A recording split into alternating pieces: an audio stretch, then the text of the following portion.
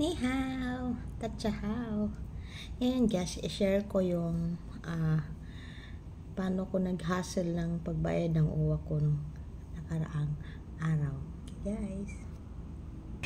Ni hao, tatsahaw. Welcome to my vlog.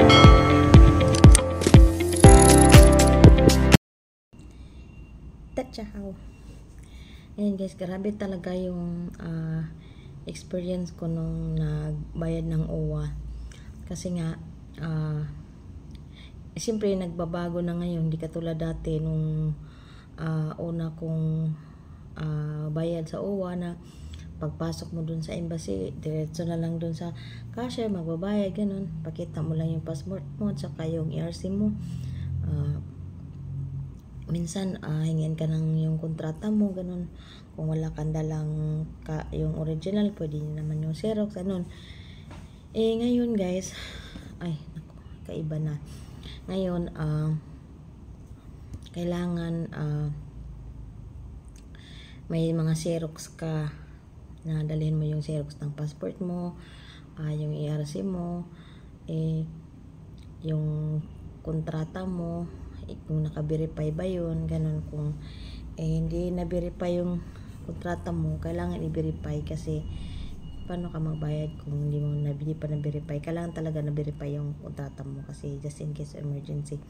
Tapos guys, yung uwa naman, kahit hindi ka uwi, talagang mag-renew ka every 2 years. Uwi ka, uwi hindi, magbabayad ka pa rin. Yung iba kasi saka naman magbayad pag uwi na. Ako hindi. Uwi ako hindi. Basta 2 years na ako, magbabayad na talaga ako. Ganun. Kahapon guys, grabe talaga yung pagod ko kasi nga, di ba, nagbago. Baba na naman, akyat na naman, baba na naman, akyat na naman. Tapos hindi naman ako marunong mag-print sa 7-Eleven. Mag-iba talaga yung sa Pilipinas kasi may tutulong sa'yo. Ganun dito, hindi, sarili mong gawa talaga. Natuto ako paano mag-print ng passport, paano mag-print ng ERC, ganun. Ay naku, grabe talaga kahapon. Dami kong pagod. Tapos, ang Miko, mag-open lang ng first Sunday, tapos third Sunday. Tapos ang uwa, lang siya hanggang 1 PM. Kaya kailangan talaga nagmamadali talaga kasi nga pero mabilis naman kasi marami naman sila. Tapos siyempre maraming mga Pinoy, imagine Tapos kahapon mag-isa lang ako. Ang ginawa ko, kailangan makipagkaibigan ako dun sa nakapila.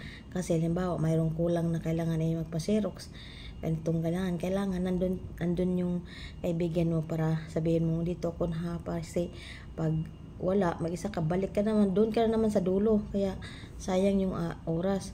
Kaya ang ginawa ko, halimbawa ganito yung kailangan ng Xerox, pinasubrahan ko just in case pag sobra o kulang, at least meron akong extra, ganun. Tapos ang ginawa ko, nagdala ko ng maraming form kasi nga para susunod dinahin. Yung pala hindi, baguhin din nila ang form. Kaya kahapon sabi, baguhin din naman ang form. Kaya ang ginawa ko, sa mga bagong dumating, pinamimigay ko yung form na kunuha ko. Kaya tips, bago ko pumunta sa embassy, kailangan ipa-Xerox na yung mga papers para hindi ka na babaakyat. Basta dali. O halimbawa, yung iba naman kahapon walang dalang passport, yung pwede naman yung copy lang, yung Xerox lang, pwede. Tapos yung halimbawa, yung kontrata mo, hindi ka binigyan ng original ng broker, ganun, pwede naman yung Xerox lang. Halimbawa, na-send nila sa line, ganun, pwede naman ipakita lang din. Kaya lang yun. Akin kasi, yung broker ko, lahat meron ako na mga kontrata, ganun, original. Kaya, daldala ko kapon, pero hindi naman ako hiningian. Kasi, lagi naman ako nag-renew na, kaya ganun. Okay guys, yun lang. Sana may natutunan. Bye! Thanks for watching. 再见。